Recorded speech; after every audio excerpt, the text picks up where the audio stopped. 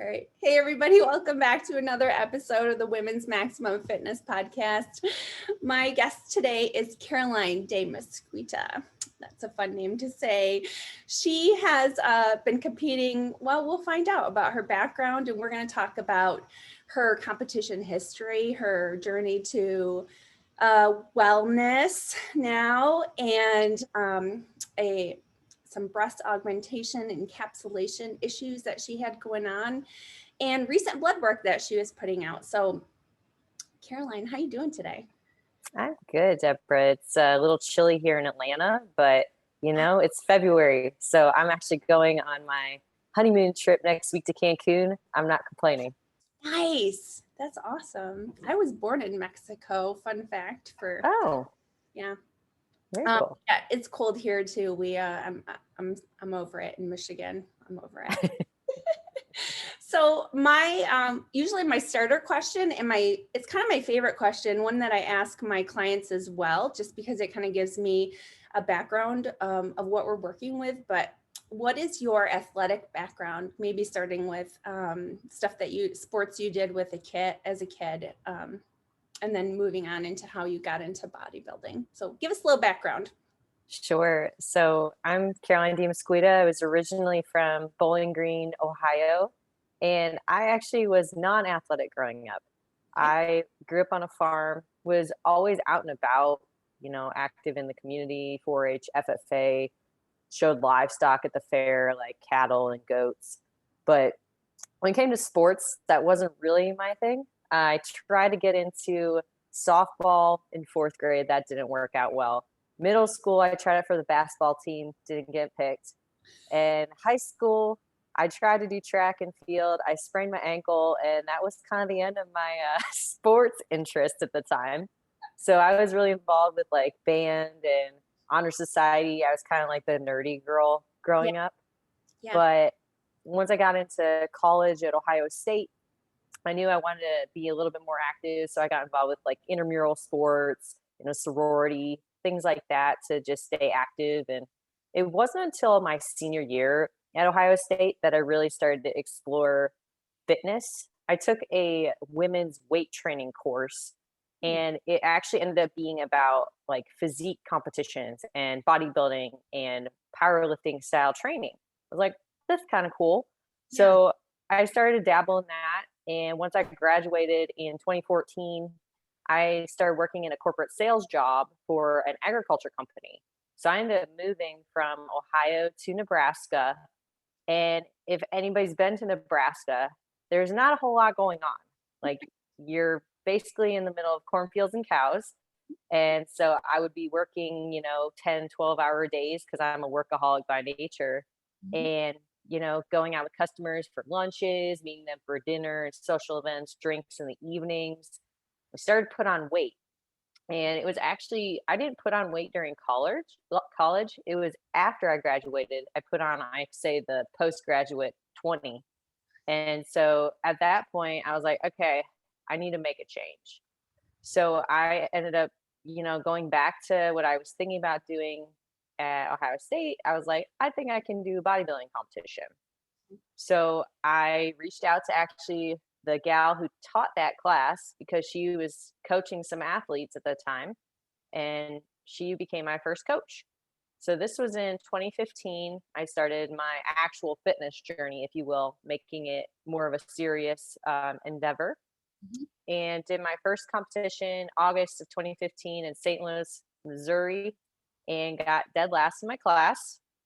And, it was an experience. And through the experience, I wasn't sure if I was going to enjoy it. If anybody's done prep before, in the first show, it's like the last month, those last 4 weeks to 2 weeks out, you're just like, I don't want to do this anymore. Like, this is going to be my last show, first show, last show type of mindset. Well, come show day, my best friend drove from Ohio to St. Louis to watch me compete. And backstage, getting ready with the other women competing, I did my own hair and makeup for that show. I had like the cheapest suit ever, $120 suit with like no gems on it. But it was just so fun. Like, Mhm. the thrill of being backstage and feeling like all the hard work that you put into it was finally coming to fruition. Even though I didn't place well, I was like, I really like this sport. I'm going to do it again. And so I ended up doing another show that qualified me to be a national competitor. Were So you I go ahead. what were you you did bikini first? Is that how you started with? Oh, no, I started with figure. Okay. All right. Yep, sorry. Thanks for good clarification. So Yeah. I started with figure. Realistically, I should have done bikini because I went from I think my starting weight was like 138 pounds and I got down to 121. I was tiny. How tall are you? I'm 5'4". Okay. Yeah. So I'm like 5'5", and I did women's physique my first show, and I was 121 pounds on stage. Yeah, so it puts it into perspective because you're like, huh, I've got a lot of muscle. And then you get there and you're seeing all these other women that are your same height and then about your same weight, and they're just very fit, muscular, and I'm like, I've got a little ways to go. So once I qualified, my coach and I talked about it. She's like, well, if you wanted to, you could do a national show just to get a taste for it. And I was like, okay. And at the time, finances I didn't have any issues with either. So we went to Junior USA's in 2016 in Charleston, Yeah. and I was in last call outs. So getting there and like experiencing it, but seeing the level of Yeah. competition, I was like, I talked to some of the women and I realized that some of them had training 8 to 10 years to Yeah. get to that stage. And I was like, okay, do I really, really want this goal? Is this something I want to pursue in the long run? And I decided it was. Do you feel like this coach gave you like a proper start with training and diet, or has your training really evolved from that style? What was the yeah. So my first coach, I will say, as a beginner, a novice, she did a really good job of structuring programming, from the workouts to the nutrition. Nice. And I'm one of those people that I stick to a plan. I'm really good with following a meal plan, and even doing this 5 years, like I typically stick to a meal plan, especially during prep. But nonetheless, like her training protocols were progressive overload style, bodybuilding style workouts. Now, like my evolution as an athlete, I would definitely say my workouts are more advanced. Yeah. And I've had two other coaches since her as well. Mhm. So I'm now working with John Meadows, Mountain Dog, and his style of training is progressive overload, blended powerlifting and bodybuilding. Yeah. And, you know, I think as women, we like to have change anyways in our programming because we think that we're not going to progress when we're sticking to the same list every week. But I've also seen the most progress when I'm sticking to foundational compound movements every week and then adding in some variations here and there, Yeah. but not a lot, you know? Yeah, that's definitely the same way I train, where the first, especially the first few exercises, like a lot of times, even when I write a workout is going to have an A and a B for the ending so that you can do these 3 isolation slash accessory exercises on this day. And then the next week or the next time you work that through your rotation, you can do the other. And that gives you some variation. Plus you get to use, rather than doing 6 isolation exercises after, where then your volume gets too high. But yeah, John is amazing. I actually reached out to him last year about for coaching, so I don't know if I'll fall through with that or not, but I love he's an amazing guy. Absolutely. I've Yeah. learned a lot from him too, whether it's Yeah. in person or just in my weekly updates with him. He's almost like a father figure for me. Yeah. So it's cool in the sport because even if you're not being coached by somebody, I've made many connections that even like to your point, I'm sure we're going to stay connected after this call because we both have a very similar mindset when it comes to the way that you work with clients or you be an athlete, right? Yeah. Yeah. So, all right. So all right, pick up where you left off. You were competing. Let's see. Junior USA's in 2016, Okay. and I got last call outs. And that's when I decided I was going to commit to the long haul and Yeah. actually figure out, how far I can go in the sport. And I'd gotten compliments about my frame, which we can dive into that later. But they were saying, you've got potential with my frame. You just need to put on muscle. I'm like, cool. So I started off season and I switched to one coach, which soon realized that she wasn't the right coach for me because of the way that she was more of a hands-off approach when it came to teaching. And I'm big on learning. Okay. So there was a few things that just didn't fit me. And then that's when I found John and pursued working with John, and he took me on as a client. So we did a full year off season. Well, before I joined on with John, I was starting to have some period issues. Okay. So I lost my period when I first started competing in 2015 in off season. So I was in a caloric surplus at the time, but I was training hard. I was working a full-time job, and overall I was stressed. So it wasn't until I started working with John that we made some tweaks to my training, to my lifestyle, nutrition, that I was able to get my period back and regular again. Really, just through those lifestyle changes. Yep. Yep. I started doing yoga, meditation, Yeah. taking actual rest days and not training 7 days a week. I think that's one of the biggest mistakes that people make at the beginning, because I did this too. Like, I just started a new program. I trained yesterday. I didn't train yesterday, the day before and the day before. And yesterday I was like, no, I still need another rest day. You know what I mean? Like, it's crazy. If you put the intensity into the training, I can't even imagine training 6 days in a week at this point. Like, I would can you imagine the last workout? Like, if you would just be like 5 pounds, like, it would just be like, you'd have nothing for the session, nothing. Yeah. Even if you're on some type of performance enhancers, you're probably not getting the most of that workout. Yeah. Well, and that's just kind of what it is. Those rest days it's like running a race, and then you pause to have a meal and drink something, and then you're like, okay, I can pick up the race now. But you go, you're going to end up, hurting. Usually it's hurting yourself, or just, yeah, like you said earlier, running yourself into the ground. Yep. Yeah. And I also, I have that a lot with clients too, where it's just like 3 times today, maybe even before 3 of your main meals, you want to just stop and do some breathing exercises, like a minute of breathing exercises, just to calm, because we are so rushed in our days. Yeah. Mm-hmm.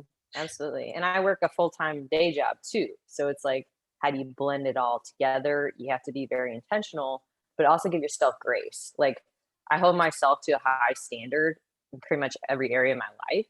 And I've really, this year, that's one of my, it's not a resolution, but one of my focus areas is to be able to take a step back and appreciate where I'm at, and give myself that grace to be like, Caroline, you're doing good. Like, give myself a pep talk. It's okay. Sometimes you can take a breather. You don't have to go all the time. We can get really caught up with this sport. I think you get a certain type of a personality that is always trying to get better and do better.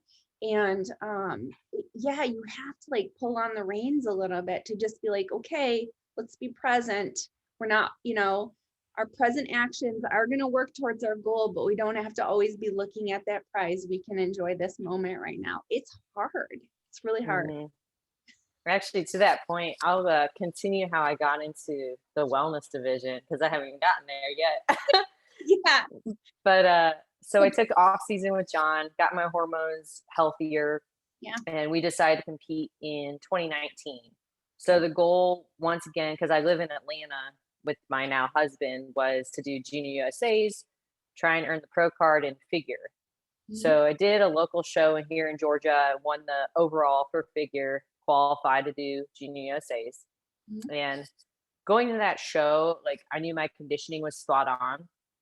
And I've always had an issue growing my upper body, specifically my back and my shoulders, which now they're a little bit more developed, but it's taken 5 years. Yeah. So going into junior USAs, you know, I had high hopes, but once I got there, I ended up placing fourth in my class B. Yeah. And the feedback from Sandy was, you've got a great shape and frame. However, your upper body, you either need to grow it all more, or you need to bring down your legs, because my glutes were overpowering. Okay. Now, at this time, this was before wellness had come out. Yeah. And so I was kind of like discouraged, because it was like, this is kind of where the issues with my breast implants were happening. Was I was training my upper body 3 days a week, just trying to stimulate growth, whether it was feeder sets or full upper body days. Yeah. And I was starting to get like this pulling, like through my armpit into like my pec minor and pec major. And there were days I literally couldn't hold my arm up on the steering wheel because it just hurt so bad. And like my husband and I talked about it, was like, okay, there has to be something else going on, because I was getting deep tissue. I was doing the chiro, Yeah. and I hadn't gotten an ultrasound or an MRI done, but I just knew something was off.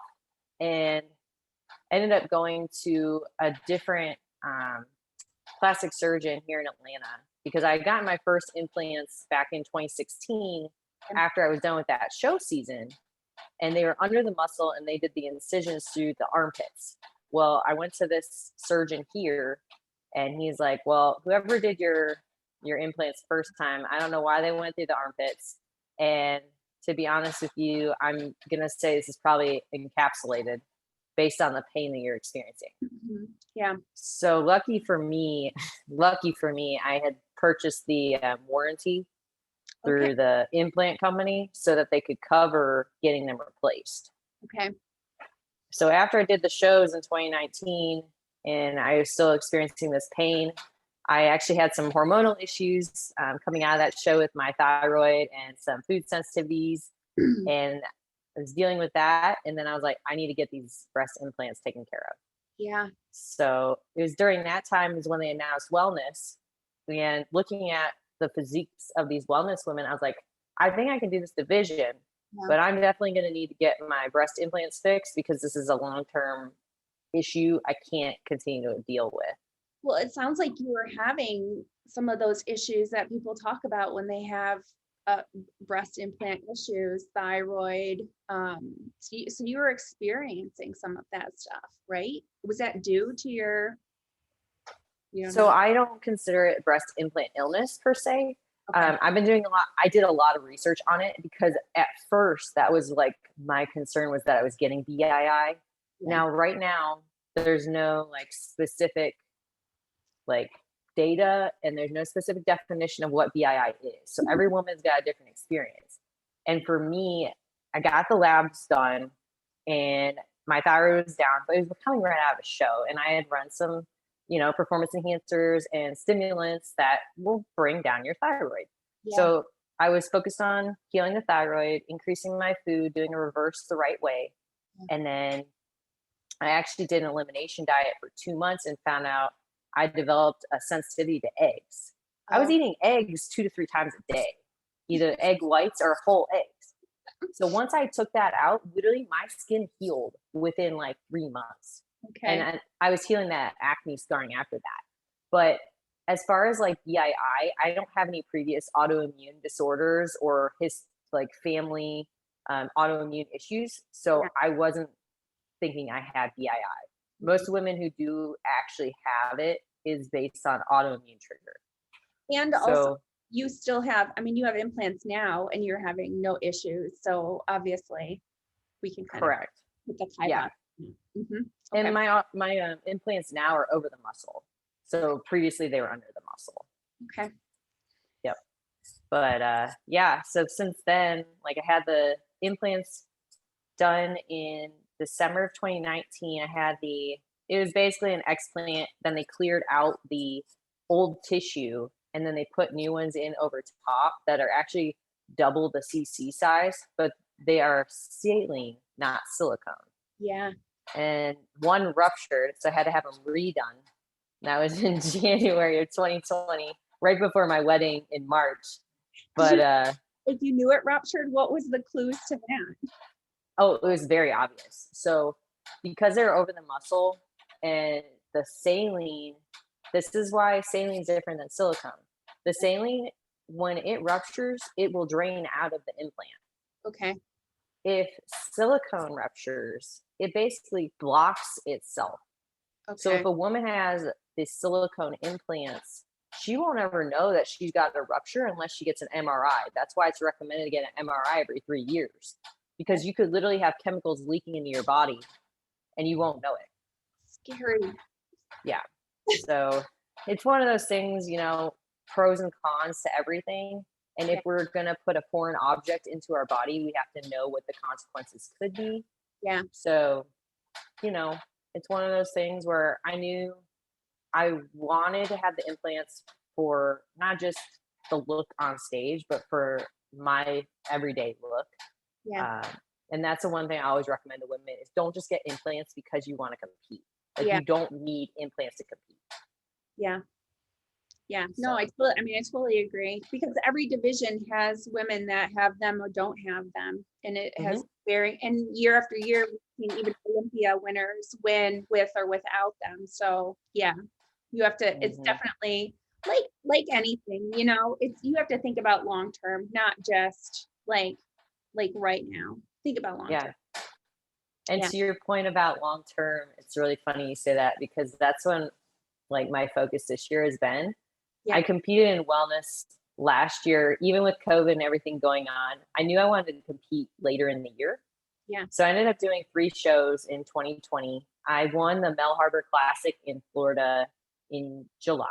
And then I went to Junior USA's and placed 4th. And then I went to Pittsburgh for for North Americans. Yeah. And placed 3rd. And the feedback, once again, Sandy is like, you have very good potential in this division. Yeah. You just need to bring up your glutes. And so I could have kept competing last year, because that was in early September. Yeah. But the next show wouldn't have been until November. And I was already burnt out from doing, I did like a 14-week prep, did 3 shows, 3 weeks in a row. And financially, I was like, I can't spend any more money to compete either. So I just decided, if the goal is to grow, I'm not going to grow in a caloric deficit in 2 months. Like, that's just not going to happen. So I told Sandy, I was like, all right, sounds good. She's like, hopefully see you next year. I was like, we'll see. So going into this year, like, I always do goal setting and planning. Yeah. And my goals for this year, I don't even have competing written down, because I want to see how far I can grow my body before I hit a stage and that it makes sense. So that's where like the long-term focus for me in wellness is. Like, I'm going to be an advocate for the sport no matter what, whether I'm competition shredded or in improvement season with 20% body fat, Yeah, well, and you want to be healthy in between. And I think it's a mistake a lot of women make. And I get it. If you come in at a show, it's good to do a second or a third show sometimes, just to kind of, you get fresh eyes and you're in front of new judges. You're more comfortable second time around or third time around.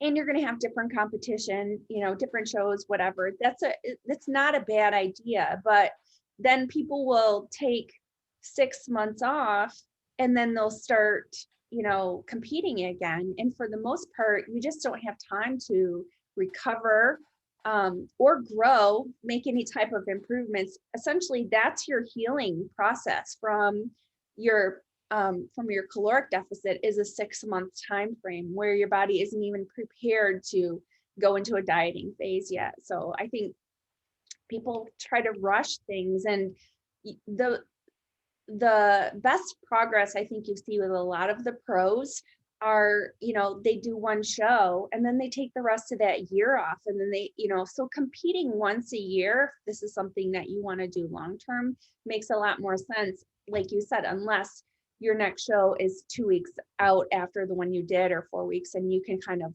hold that to just try to check one more time, or you're really close to your pro card or something. So, but it takes its toll for sure. And I've had a lot of friends too that have been in my shoes where they got really good feedback that they're like this close to their pro card. Yeah. And then they go and do another show and their physique looks slightly better, but it's still not a notch higher where it needs to be to beat the other competition who showed up there that wasn't at the last show. So it's kind of that give and take, you know? I mean, you can change conditioning for the most part. That's what you can change. But if you need to add size somewhere, or you have a huge structure change that needs to happen, doing another show, I mean, all you're doing is taking a risk at what your competition is. You know what I mean? It still doesn't mean that you're going to be prepared to, let's say you get your pro card, to now go into the pro division. I mean, I was listening to, I don't remember, one of the podcasts I was listening to, and they're like, if you get your pro card, you know, second place or third place pro card in a show, it's, you know, they're like, it's fine. People were kind of dogging that, but they're like, you know, you're still going to go into a pro show and get dead last. So 6 of one, half a dozen of the other. Like, it's like, you might as well just, I would say, cut your losses and actually try to make that improvement if conditioning isn't the factor that you know, why you didn't place well. So, and to add on to that real quick, I think it depends on the person's goal, right? If somebody is so diehard to get their pro card, but they're not worried about their long-term competition, like trying to get to an Olympia stage one day, cool, go for it. But for me, like, I'd love to hit the Olympia stage one day. And wellness is a new division. So it's like, you're kind of like in a balancing act. And that's just how I feel about it, is because some of these women who just turned pro this year in wellness have phenomenal legs, but they've been training for 10, 15 years. And so that's where, like, I've been training for 5. I'm 28 years old. I've got time in the sport. Like, I'm not worried about that. The only timeline that I've got is whenever I want to have children, you know? So, but I can always compete after kids. There's several of these women who've had kids and they look amazing on stage and the best physique ever. So, and sometimes that break is a great thing too. Plus, the division has an opportunity, you know, it'll reestablish itself anytime you have a break. I mean, look at somebody like Aaron Stern, who was, you know, a figure Olympian and then took all this time off, and then it's like, you know what, figure is a lot bigger than what I'm willing to put that time and effort into, but I'm going to take a shot in the bikini division, and she's doing really well. So take a step back, see how the sport is evolving, decide which direction you want to go. Especially somebody your age, you do have plenty of time, because you know, your peak usually isn't even until you're in your 30s. So and to your point about the evolution of the sport, I think women especially need to not get dead set on doing a division. Like, they need to also look at how their body structure is, because maybe they love the look of figure, but they might be better suited for bikini or wellness. It just really depends on how they want their body to look. Like, I don't ever want to dictate my training and my lifestyle on how a judge says I should look. I want it to be how I want to look. And actually going from figure down to wellness has been like so more, it's refreshing for me, because I don't feel like, oh my God, I have to grow my back. Oh my God, I have to make my lats wider. Like, honestly, that was the biggest heartache. And then trying to fit into clothes, like, for women, we can't even fit a normal sports bra, and then you're trying to put on a blazer or a jacket. You're like, I'm in a strip jacket now. I can't move. Their jackets are the worst. I know, I was with my daughter one time, we were at Plato's Closet. I picked up a sweater and I was like, oh, this is really cute. And she's like, you're never going to get your arms in there. But, you know, if that's how you want to look, you kind of are like, okay, I'm okay with not being able to fit into one item when I know there's going to be clothing stores that I can find something. Yeah. You know. Yeah. Or you find a job that lets you wear leggings all the time. There you go. Oh, well, wonderful. So, let's see, where do we want to go next with this? So you're getting ready for your off season. Let's talk a little bit about your recent posts on Instagram. You were doing some blood work. So what happened with that?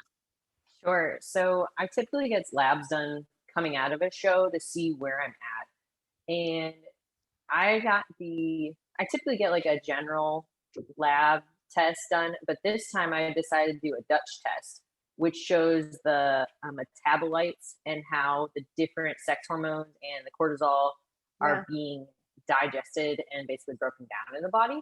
Yep. So it gives you like a deeper look to say, okay, my hormones might be high or low, but how is it actually getting processed in the system? Okay. So I did that in December. And during December, I was actually pretty stressed with work and getting some new clients. And Mhm. I've been studying under a new coaching team. So doing a lot during the week. Okay. Well, my results came back with my cortisol overall very high, and it's not actually being metabolized. So I'm producing cortisol, but it's not being fully used in my body. Okay. And all of my sex hormones, my estrogen, progesterone, and testosterone are suppressed. So when you look at that and my numbers are saying they're postmenopausal numbers, it's just like really disheartening because I've been putting so much work into my body to be healthy and realizing that, okay, I'm actually doing a disservice to myself because I've been pushing my body so hard. And Now, so, go ahead. was this so you had competed, this is coming off of competing as well, or has this been a year now since you? No, this was Yeah. 2020. So I finished my show in September and I Yeah. didn't get the Dutch done until December. Well, I think people need to understand too that it doesn't matter whether you're taking any type of a performance enhancing drug, competing really does take a toll on your hormones. And that's what I was saying previously. You need that 6 months just to get back into the swing of things and allow your body to recover. Whether you need any type of supplemental assistance at that point is it's up to whatever discretion you want to use, but that rest is definitely important, right? Yeah. And I always actually PCT coming out of the show. And even women who are natural, I recommend some type of post show cycling to get their metabolism and thyroid back up because no matter what you're using going into a show, you're dieting yourself down so low most of the time that you're suppressing your natural metabolism. Your adrenal glands are through the roof. Your Yeah. thyroid's going to be off. So Yeah. if you don't take the due diligence to say, okay, I'm going to do a reset, whether it's a slow reverse diet, you Yeah. back out of the gym for a couple of weeks, you take more time to do stretching and yoga, or you go on a vacation, things that are going to help you reset your body, you need to do that. And I don't care what anyone says, like, you don't even need to have the labs to prove that most of the time because you're going to feel it. And Yeah. the more aware you become in your own body, the better off you're going to be in your life. Yeah. Because a doctor, they could look at your numbers and say you're healthy. But Right. if you feel something is off, Right. that's where you take control of your own health. Well, and I think that's important to say because we really need to be aware of what's going on with our body. I know I've always been someone who is hyper aware to the point where it's almost annoying, but it always reminded me of back in the day. I remember reading different articles about how you'd have these girls who didn't even know they were pregnant until they were like 6 months pregnant or something. And I'm just like, yeah, it was like pretty common. Obviously, I'm quite a bit older than you, but so I remember like reading about this in like 17 magazine or whatever. And I just remember thinking like, how unaware are you? Not even just like maybe they were still getting periods and that is a phenomena that does happen, but to just be completely unaware, like we tried for 3.5 years for me to get pregnant and I knew I was pregnant like within days of it. I just knew being aware of things is I think that's so key. So if you're not feeling good, you might get blood tests to confirm it. Or, for me, I think too, okay, these might not be tests that your doctor is going to approve. So you're going to have to find somebody else, a different lab that's going to do it and spend $200 to $400 on labs. If that's something that you don't want to do, the first thing I would suggest is, like we've been talking about, is reevaluating your life and what is going on. Because in this day and age, there's not a single person who's not stressed who can't benefit from mitigating that stress in ways with daily activity that really only can, takes a couple of minutes. Start, managing your stress. Sleep is huge, right? And then, it's kind of like when people go to the doctor because they want to lose weight, and your doctor is like, what does your diet and your exercise look like? And they're like, well, I want a pill. It's like, it's not sexy. It's very difficult, but being a healthy person it's a job, and I think, people get to a point, like you said, where they're running themselves into the ground. Why am I so tired? Why am I so fatigued? Why can't I lose weight? It's got to be my hormones. It probably is, but you fix it, first. Start fixing it by doing some of these daily checks, Mm-hmm. And here's the thing. A lot of competitors are the least healthy people. Yeah. You see what they do on season, but it's what we do in the improvement season or the off season is what really dictates our health, I think. Yeah. Because I'm not a big fan personally of women getting an extra 15 to 20 pounds of body weight in the off season. Yeah. Honestly, it depends on your frame and your stature, but you might be storing a lot of extra visceral fat that can be holding those estrogens that aren't getting excreted from the body. Yeah. And that's where you see some of those hormone imbalances too. So if you're not doing cardio in the off season and just having cardiovascular health, we live in a sedentary life. And then you've got the eating disorder piece. So people who just wait for that next cheat meal on the weekend, that becomes a cheat day or a cheat weekend. Right. It's like, it's really hard. And I've experienced it too. Like I had post-show depression for a couple of weeks, and I was open about it with a couple people, and they reached out to me to help me out. If we don't know what's going on, it's hard sometimes to really identify it until you've gone through it a couple of times, or you have a really good team of resources, mentors, coaches that can help you identify it. Well, the psychology behind it too is like Ivana Vucic just put a post out yesterday that it's relatable to anyone who not just competed, but who has ever changed their body shape, size by weight loss or, through a competition or whatever. But she put out this video and she's like, this is a video. I'm in, the middle of prep. She looked phenomenal. And she's like, I didn't post it because I didn't think I looked good. So when you have these changes happening so quickly in your body, it does not register in your head that you're progressing. You can't see how you look. You just can't. I feel like it's even very similar to like, me, I'm going to be 45 in April. And I look back, at pictures from 5 or 10 years ago. And I can remember like, oh, I didn't really feel good about myself then. You don't realize like, oh my gosh, hindsight is so 2020 with this. And I think people need to understand that when they're getting into competing, that competition body is going to come and go. And you're going to have to work really hard to try to stay within a frame that your mind can handle what your body is looking like. I will add a caveat to that though, is I do find it important to put on some extra weight in the off season if you're trying to put on muscle.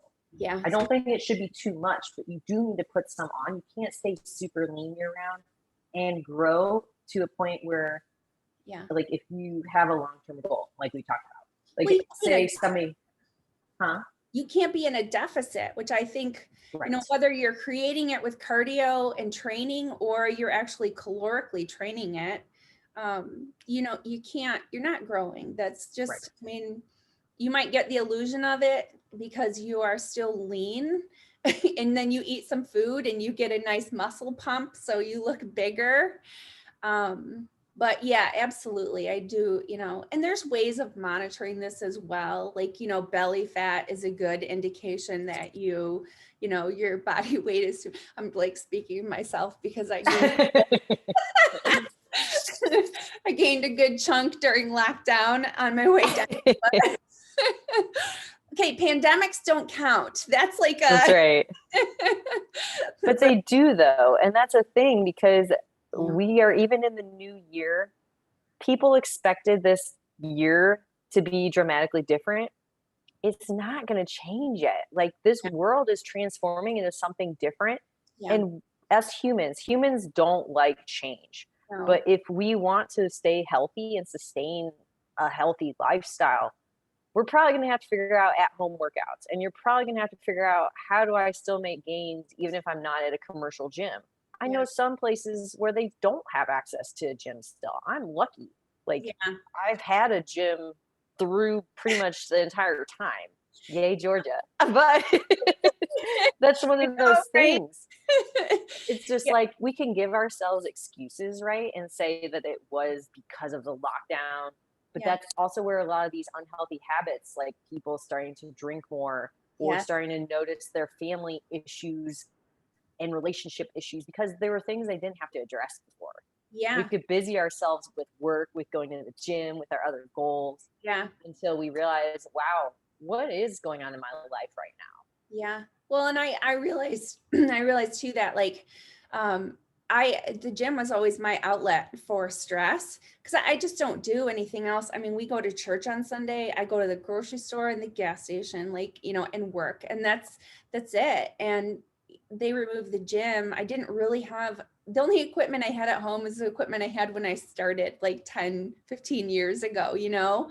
And it was just like, okay, I don't know how to handle this stress, you know, I don't have the release. And even now, like I had someone DM me a couple of days ago because I had posted training at Planet Fitness with a mask on, and they're like, what's training like with a mask on? I couldn't do it. And I was like, it's better than not training.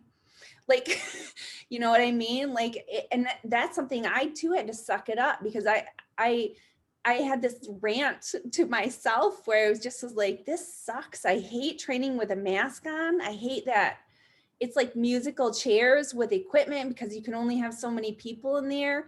Trying to get your training in the exercise order is really, really difficult because, you know, like if I get a Smith machine, I'm going to camp out there because like, because if I give it up, I'm not going to be able to get back to it for the, you know, fourth exercise or whatever. So it sucks, but I just am like, this is the hand that I have been dealt right now.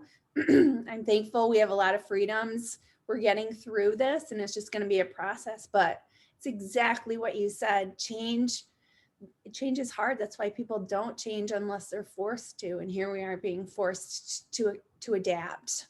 Mm-hmm. Absolutely. Yeah. All right. So blood work came back. You were all, so what are you doing now? Let's talk about how are you remedying this?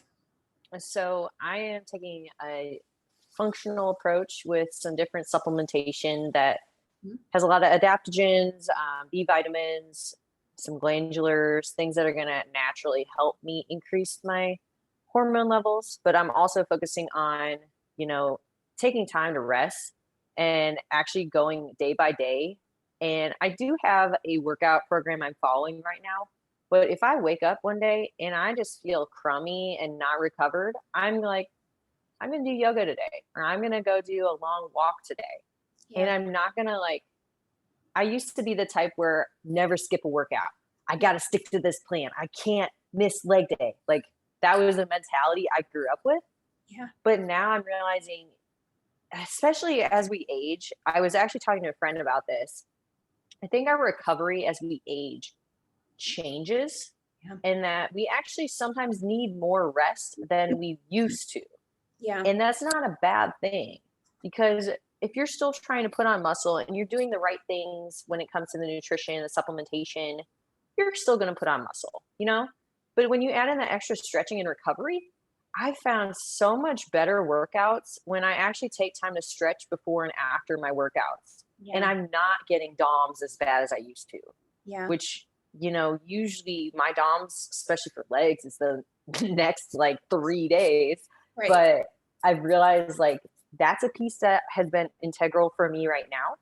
And then because I'm still in a day job, This was really hard for me. I've had to take a step backwards to really focus on the emotional piece and not getting wrapped around like rushing through my day. Like we talked about in the very beginning, Yeah. setting aside time to eat my meal and to like enjoy the meal and taste the flavors and taste the textures. Right. Otherwise, I'm scarfing down food to get to my next phone call and not even realizing, oh, did I just eat? Because actually, the brain is probably telling my body to not assimilate all of those nutrients because I Right. ate it so fast. Yeah. So I'm doing that, and then I'm trying to add in meditation every morning. I'm pretty good about and journaling, but also when it comes to my workouts, something I've been studying more and more is the infradian rhythm and how we all have the circadian rhythm, whether we're male or female. But women have an infradian rhythm that goes along with our menstrual cycle. Yes. So every single week, every different phase of our cycle, our body, our hormones are Yeah. actually in a different level. And we need to tailor our training, our lifestyle, our nutrition according to that. Like I'm actually in my luteal phase right now. And it was yesterday, it dawned on me. I was like, why do I have no motivation today? I was like, that's why. And I was like, oh, this is why I don't want to be social right now. I just want to like curl up in a ball on the couch Right. and read a book Right. or just go watch a movie and play some video games Yeah. and not like focus on all these ever growing projects that I've got going Yeah. on. And this is actually like the time where I should be deloading anyways, but I'm going on vacation next week. So I'm still training, but I'm being smart about my training. So that's where like these are some of the things that I'm testing on myself so that I Yeah. can help more clients do it too, because Yeah. I'm a big advocate where I don't tell a client to do something unless I've tried it myself. Yeah. Yeah. No, So I totally agree. I've had that with several clients too, where, I mean, when they check in, they always say when their last period was so that I can understand, not just, where it used to be like, oh, this is why you're having bloating. This is why, things are slowing down for you. But it's also like, you know what? I know you're not really maybe thinking you need it, but we're going to bump up calories for a couple of days, or this is a great time for you to do a cheat meal, or even like, they might check in and, you're right at the stage of ovulation, and I'll be like, you know what, next check-in, we're going to be having you do your free meal because it's going to be very close to your period. It's going to be super helpful. And I've noticed even with myself, so I have endometriosis, and I've been able to handle that for the most part through diet and exercise, sleep, water, all those things. When I nail it, I'm feeling pretty good, and my periods will just kind of sneak up on me rather than present themselves like a week before. But what I've noticed though is my tough time is usually the day before my period starts to like 3 days after. And for me, I've honestly just given myself permission to take those 3 or 4 days off. And like you said, focus on yoga or walking, or, just more on work and a little bit less on going to the gym, because I don't have the strength to go to the gym. Like usually my stomach is super bloated. I don't feel good. And it's just great because I mean, after 3 weeks of training, it's not bad to take 3 or 4 days off as like a mini deload before you hop back on when energy levels are super high. So yeah, the information that we have available to us now that we can experiment with on ourselves is just kind of contribute to that longevity of being able to train and be in the sport. So and very, I wish that's something I wish that the fitness industry will start to shift more to, because I see so many good coaches, like they're good coaches, but they just preach about the work ethic piece and training hard, but they're missing that element of how do you recover your mind and body? How are you setting yourself up to get to that next PR? yeah, Like they're just preaching the hard work and hard work. beast mode. And yeah, which is fine. It's fine. You should have a beast mode Right, moment and you should be a right, Wonder Woman in the gym. right. But sometimes you got to take a step back and give yourself that grace and space. Yeah. And we need to appreciate who we are as women and how we function. And like you said, we don't have a 24-hour cycle. We have a 28-day cycle. And understanding those things is just going to make you that much better of an athlete and allow you to reach your goals that much easier as far as like knowing when to press on the gas pedal and when to hit the brake. So yeah. Absolutely. Super cool. So are you training with John? Like I've been watching a lot of John Meadows training videos on YouTube because they're gold. You know what I mean? Like just incredible. It doesn't matter if you're a man or a woman. If you can't get something out of a John Meadows video, that's a you problem. So, but I did see one of you training with him. It kind of came across, it came in through my feed. So I don't know if it was because I contacted you and That's funny. The government is watching. Shh, don't tell. I know, right? But are you able to do hands-on training with him? I don't know, are you close or So when I first started working with him, I was in Ohio, and that's how I originally got connected with him. Yeah. But when I first onboarded, one of his priorities, he's like, I love to train my athletes in person. So if you can come visit and train very often, would love to do that. And my family is still in Ohio. So I try and make it a point to go visit him, a couple times, 3 times a year to train in person. Yeah. And I like I was saying earlier, I've done several of his workout programs, but when you're training in person with your coach, like it just is so much more motivating, and they can see different things versus what you tell them in your updates. Yeah. And John, he's such like a father for me, that the way he cues me and like makes me think about the different muscle activation pieces or the way I need to be training with intensity, it just like pushes me a step further to want to be better. Yeah. And like it's an honor and a blessing to be able to train in person with him, because he's a busy guy. He's got a family, like he's got multiple businesses. So when he does have time, I try and go up there and train with him. Well, and it looks like he makes the most of it too, because some of that has made it onto YouTube videos, which is helpful for the rest of us. So I think that's pretty awesome. Yeah. It's fun too. Yes. Even if it's a 3-hour leg day and we're dying, it's still fun. That's awesome. Sometimes you need that, like you said, you get that push, then you go back home and you kind of ride that wave out until the next time. So that's pretty cool. All right. So what are the plans then for this year? You're working on this recovery, you're kind of training, making sure you're healthy before you head into another prep. Is that kind of the deal? Yeah. So right now, actually, we're focused on financial and career goals, and we want to buy a house. So within the next couple of months, that's the plan. But when it comes to my health and competing, I'm just training to grow right now. After the honeymoon, the goal is to increase calories and really kind of push hard in the gym. And I'm planning to get labs done again in about a month and a half or so and see where I'm at. And if everything's in a healthier state, probably going to change some of my supplementation and really push this off season. And if I do step on stage this year, it'll probably be towards like late summer, fall timeframe if I compete.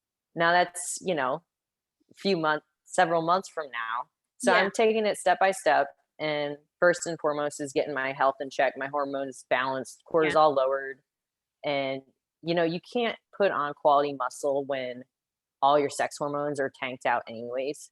So if I can that way either, right. It would be, I don't think you would see, the weight would not be coming off. You would just it'd be a fight. Yep. And it's not worth it. So like to your point, I love to step on stage this year if it works out. I just actually got a new bikini sponsor as well, and she's super excited to work with me. So we'll see how things go.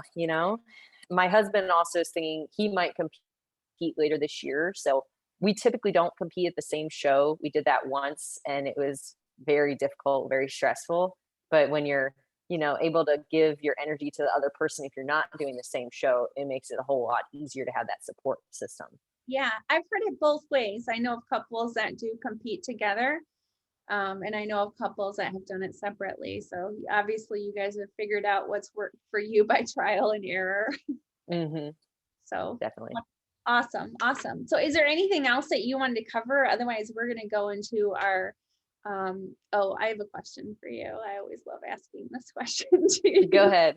Have you ever cheated on a prep? Oh yeah. That's like it's like asking, is the kettle black? Yes. So in my this is probably my like most funny prep sheet ever. Okay. Was I was in Nebraska, and for a customer meeting, I had like 10 different business owners that I was going to meet with, Mhm. and I love healthy baking. So I was in the middle of prep, and I was like, I'm gonna make these Oreo stuffed chocolate chip cookies. So I made like 2 dozen cookies, right? Yeah. Well, they didn't all get eaten at the meeting. So when I took them home, I think I ate like probably at least 6 cookies. Yeah. And I was like, it's leg day, it's fine. Well, I ended up telling my coach afterwards. She's like, okay, well, I'm glad that you told me. So we're going to change your plan this week, see how things go. I don't know how many weeks out I was at that point, but it was just like one of those I couldn't control myself moments. Yeah. Um, Oh, yeah. since then, I'm pretty good, like, because John and I've had conversations about like macro manipulation and Yeah. food swaps. I'll follow the meal plan, or maybe I'll swap out like a certain food source for equivalent, like maybe I swap chicken for turkey, or Yeah. eggs for avocado and chicken, something, something comparable, because I measure all my macros out. Yeah. But when it comes to like really close to prep, I stick to the plan. Yeah.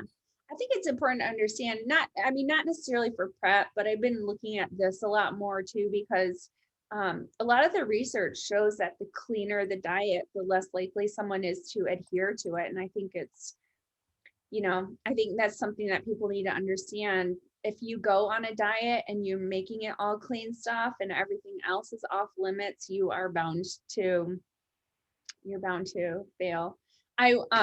I know this isn't about me. I'm going to quick tell you my cheat meal story, because I don't think I ever shared it on the podcast, and it's kind of funny.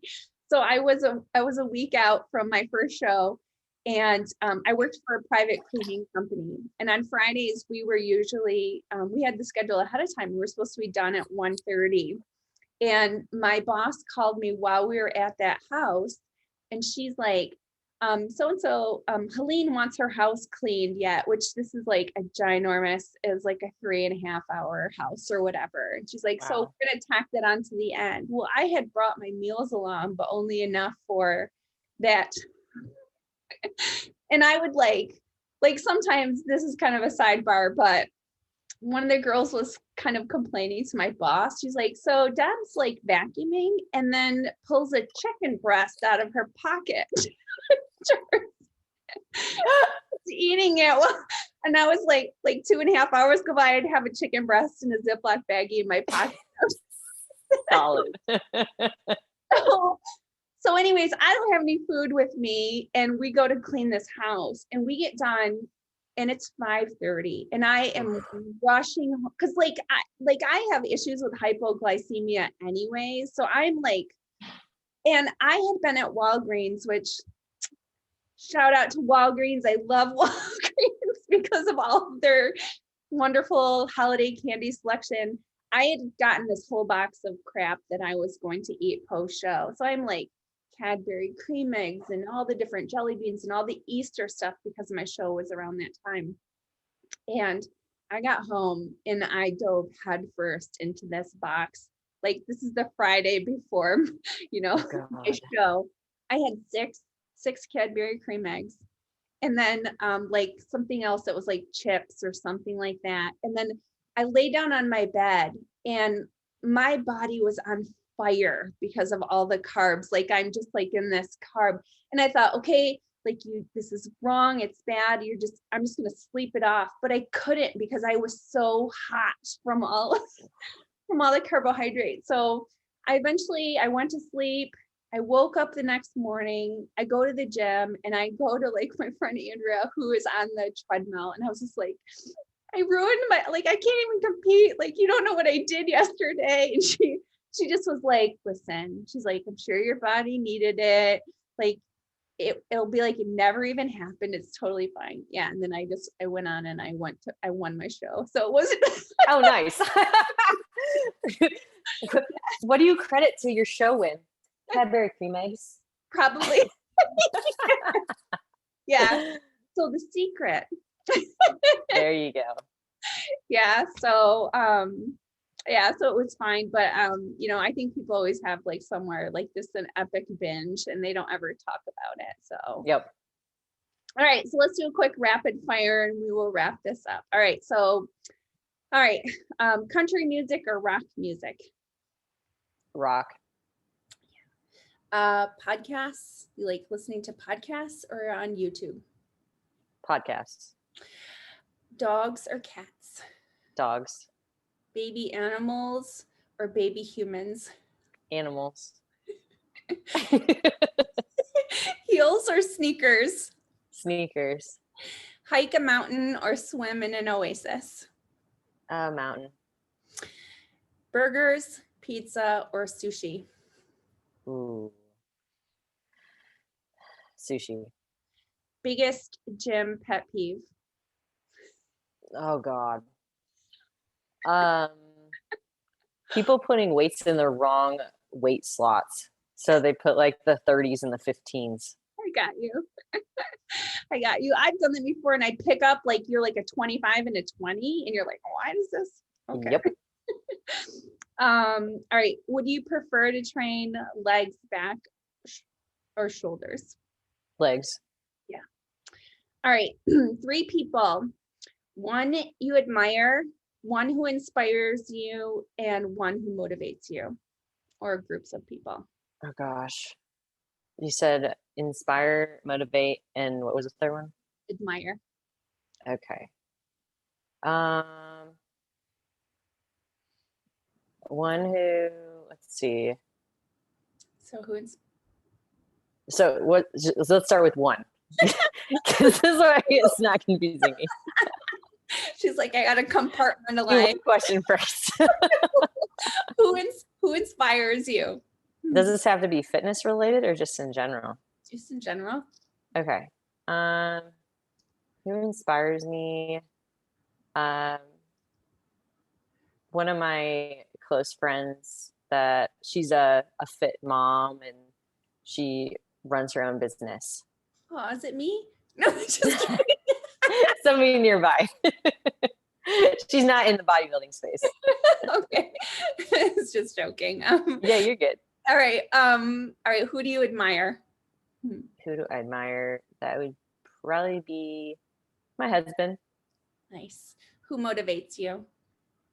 Angela Borges and her amazing glutes. Yes. Yes. I was going to say about that. I love that the wellness division has come here because it's been abroad for years and years and years. And so many women were trying to downsize and just build glutes when, I don't know, I love a good quad, man. I mean, Mm-hmm. All right. What was your best moment of life so far? Wow. That's a tough one. Probably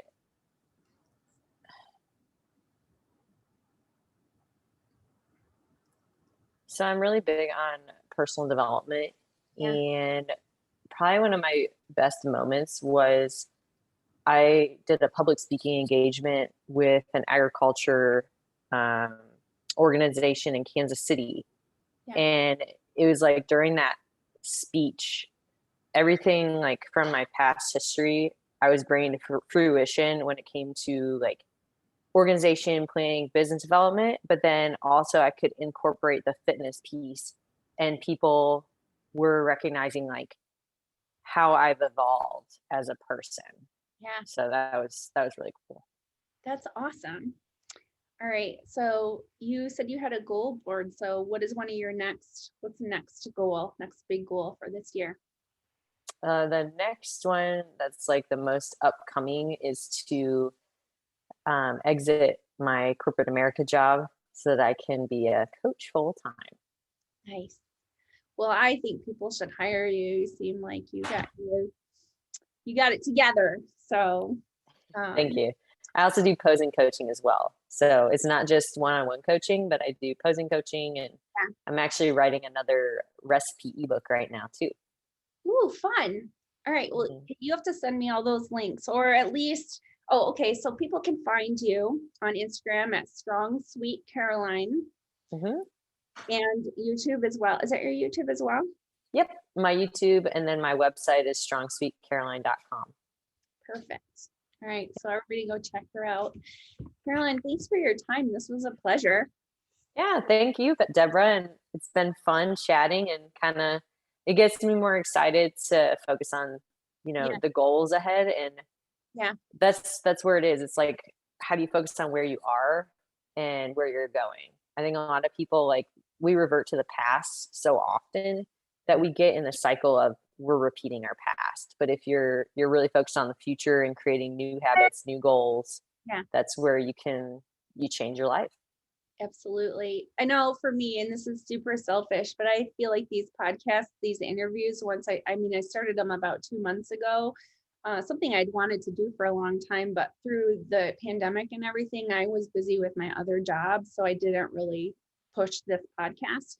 But yeah, it's been really motivational for me too. And I love this element of human connection. I really like bringing out the characteristics, the personality of the athlete. So you just see the body a lot on Instagram and social media, but finding out like, oh, that's really a likable person. I love that. So yeah. So thank you for your time. Yeah, thank you. So everybody, thanks for listening to this episode. And remember that healthy looks different on everybody. And I hope you have a great day.